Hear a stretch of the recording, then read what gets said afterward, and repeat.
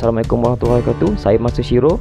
Bagi yang masih baru dengan channel saya, sila subscribe channel saya kerana saya akan berkongsi pelbagai tutorial yang akan membantu anda dalam pelbagai bidang. Okey, stay tune dalam channel saya.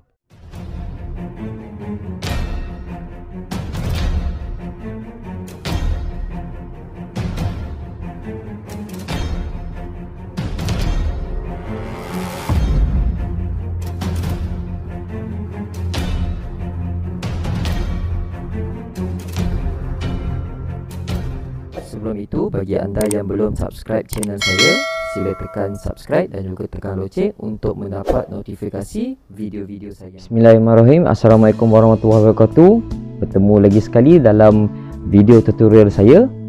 Kali ini kita nak berkongsi, kita nak berkongsi satu tajuk yang agak menarik yang atas permintaan rakan-rakan, sahabat-sahabat usahawan dan juga sahabat-sahabat yang baru nak mula dalam perniagaan.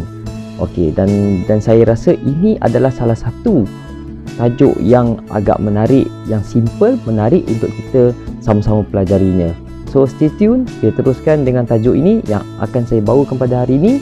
Mudah saja, 5 cara elak rejection dalam jualan. Dalam video kali ini kita bukan nak bincangkan macam mana nak buat jualan yang banyak, beribu-ribu, beratus-ratus ribu, berjuta-juta. Tidak. Tetapi dalam video kali ini saya nak kongsikan dalam nota yang saya catat pada hari ini supaya saya mudah untuk sampai kepada anda. Kadang-kadang saya pun lupa. So saya catatkan ada 5 cara untuk kita kurangkan faktor kita kena reject. Kena reject dalam kita melakukan jualan harian. Video ini akan membantu kita untuk kurangkan kena reject dalam jualan. Yang kedua, untuk mengetahui cara-cara untuk sasarkan pasaran kita dan juga agar prospek bakal pelanggan kita setuju dengan apa yang kita iklankan, yang kita jual. Dan yang terakhir adalah untuk meminimalkan penolakan ataupun rejection di dalam jualan kita. Dalam melakukan jualan, kita perlu bersedia untuk menghadapi rejection, ataupun dalam bahasa Melayu adalah penolakan. Kita kena bersedia untuk kena reject. 10 yang kita dapat bakal pelanggan 10 orang, kita dapat feedback daripada iklan kita 10 orang, biasanya kita akan dapat 5 orang ataupun 4 orang yang akan membeli barangan. Hanya 4 orang ataupun 5 orang, tidak akan berlaku 10 orang. So agak mustahil jualan yang kita lakukan adalah 100%. So di mana-mana yang kita baca ke buku-buku yang 100% kejayaan dalam melakukan jualan, dalam pemerhatian saya tidak mungkin boleh berlaku 100%. So di dalam video yang saya nak share ini adalah kita hendak meningkatkan lagi jualan yang kita sedia ada sekarang, bukannya 100%. Kalau dapat 10 orang kita dapat closing, bukan kerana yang memberi rezeki itu adalah Allah Ta'ala. Yang menggerakkan orang untuk membeli adalah Allah Ta'ala, bukan kita.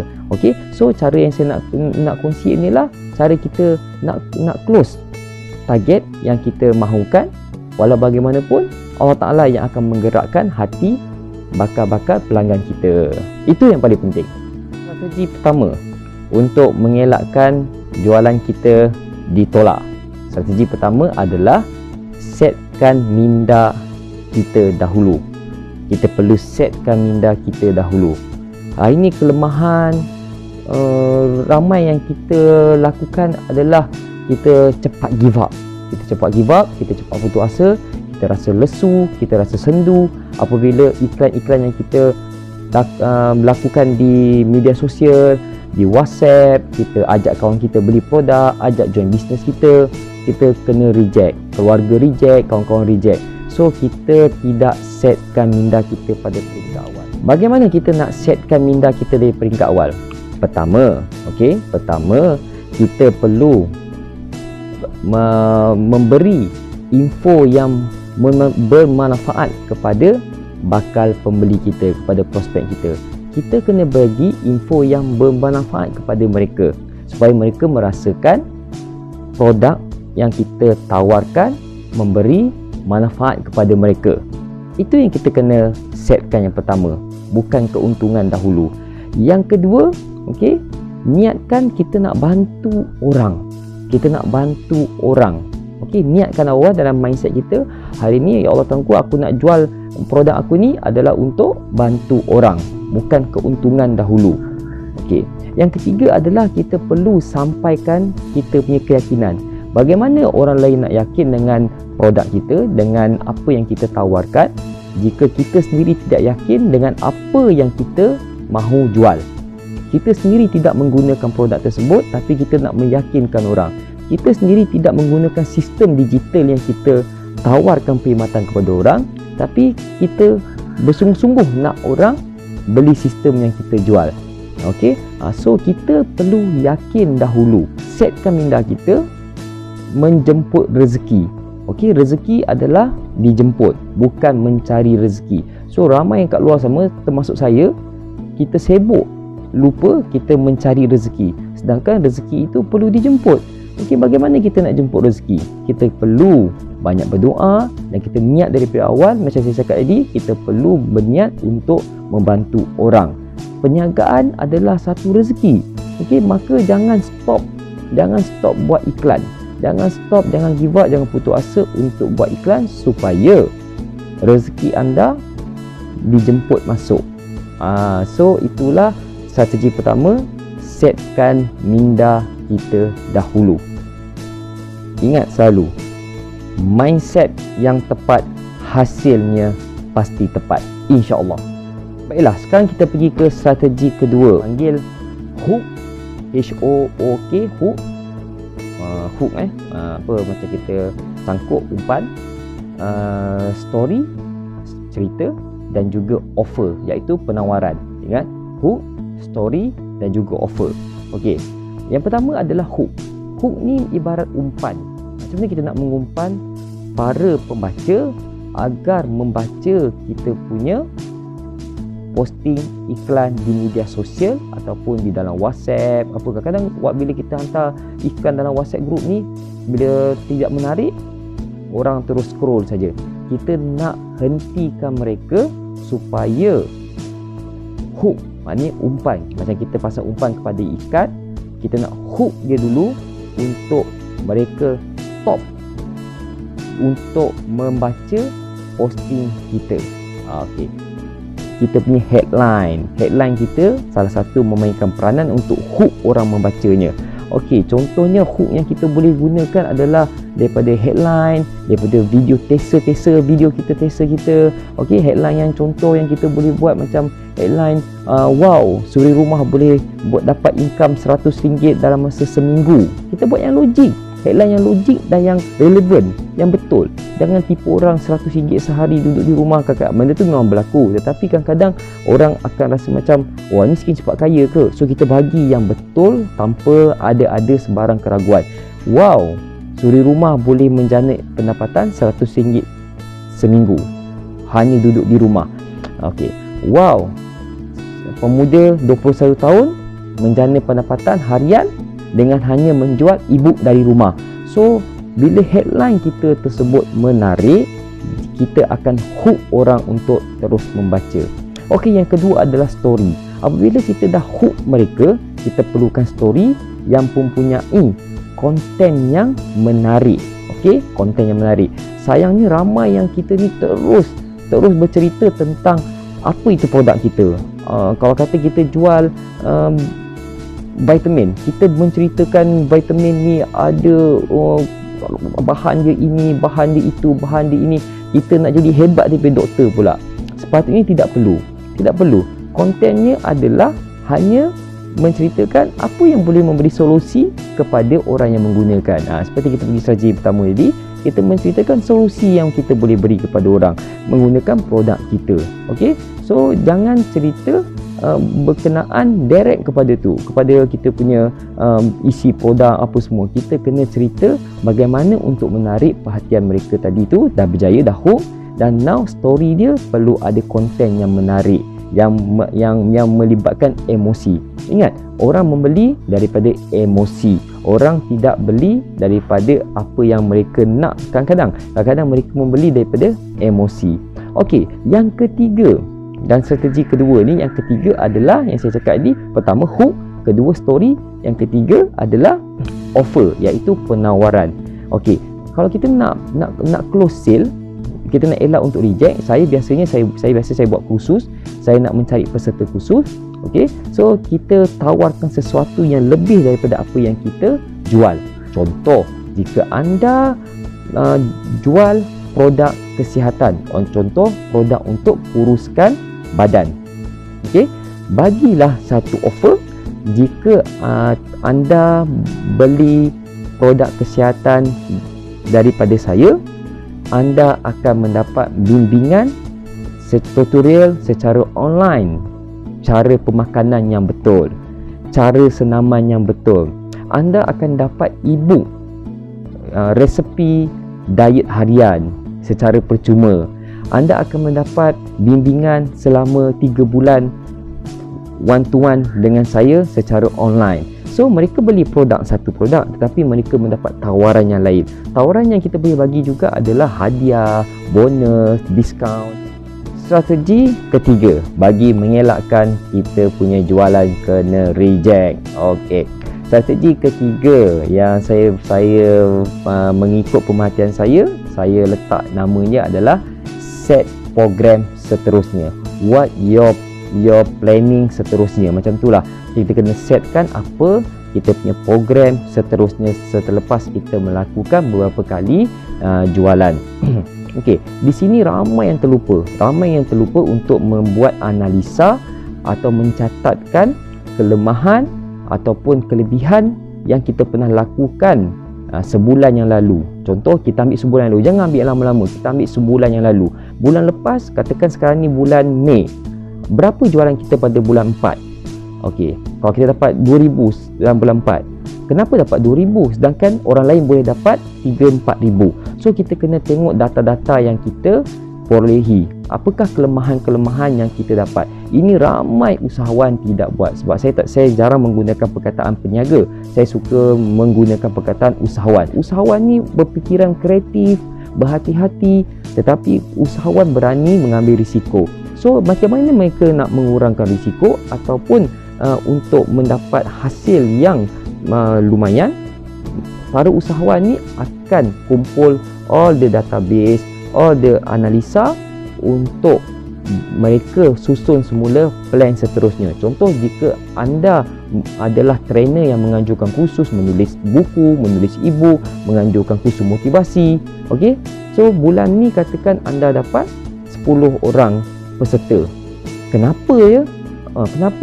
So kena cari. Sedangkan anda memerlukan 30 orang peserta, baru anda dapat cover sewa dewan, kos-kos apa semua, dan anda perlukan keuntungan untuk bayar fasilitator yang bantu anda. So anda perlu buat kajian semula. Apa next program seterusnya? So cek semula, 3 cara untuk cek semula.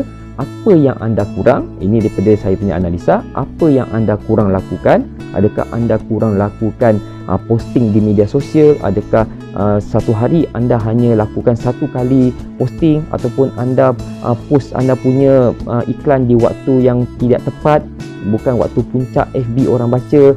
Okey, yang kedua, mungkin anda boleh fikirkan bagaimana benda ni boleh terjadi. Okey, yang ketiga adalah bagaimana anda boleh meminimalkan penolakan daripada prospek anda. Ingat, guru yang hebat bukan manusia. Guru yang hebat bukannya internet. Guru yang hebat bukan sesiapa. Guru yang hebat adalah pengalaman kita yang lalu.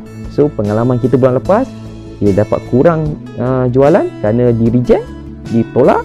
So itulah pengalaman yang bagus sebagai guru supaya kita boleh plan the next program. Itulah strategi yang ketiga daripada pemerhatian saya. Strategi keempat. Strategi keempat, set iman anda. Dalam kita melakukan perniagaan, ingat perniagaan adalah 9 daripada 10 punca rezeki datang daripada perniagaan. Itu walaupun kita bekerja, kita ada juga yang melakukan perniagaan secara sambilan. So perniagaan memerlukan konsep spiritual, kerohanian juga. So saya telah meletakkan satu strategi, iaitu strategi keempat adalah setkan iman anda. Setkan iman. Iman ni boleh disetkan. Iman boleh disetkan. Itu guru saya ajar. So kita kena setkan iman kita dalam apa saja perkara yang kita lakukan. Kalau kita bersukan, kita boleh setkan iman kita. Macam mana setkan iman dalam bersukan? Tutup aurat. Bersukannya untuk sihatkan badan, bukan untuk menunjuk. Contoh kita nak jadi sador, okey, kita kena setkan iman kita. Adakah kita jadi sador untuk kita nak buka baju, nak tunjuk kita punya six pack kepada orang? Dah salah. So iman kita dah lari kat situ sebenarnya. So kita nak jadi sador kenapa? Kita nak jadi seorang mukmin yang kuat untuk mempertahankan agama Allah. Contoh, okey, boleh dukung orang yang susah banding kita kuat kan? Okey, itu contohnya. So dalam perniagaan pun perlukan setkan iman. Okay, kepada siapa kita nak bersandar, itu yang pertama anda kena letak. Kepada siapa kita bersandar. Bangun pagi ni kita nak start berniaga, kepada siapa kita nak bersandar. Sebab tu niat kita adalah penting untuk berniaga. Apakah strategi kita? Siapakah guru kita? Okey, dalam nota saya tulis, okey, siapakah guru jualan kita? Apakah strategi kita? Ataupun Allah Subhanahu Wa Taala. So letakkan, siapkan iman kita, segala-galanya adalah Allah Subhanahu Wa Taala yang mempunyai segala kuasa, yang akan memberi kecukupan, mencukupi apa yang kita lakukan. So bila kita siapkan iman kita macam tu, so kita akan rasa tenang. Saya nak share satu hadis kursi. Hadis kursi ni maksudnya hadis yang macam tuan-tuan sedia maklum adalah hadis yang Allah Taala turunkan terus kepada baginda Rasulullah. Okey, so dalam hadis kursi ni saya cari dan saya jumpa dalam saya punya kitab hadis kursi ni.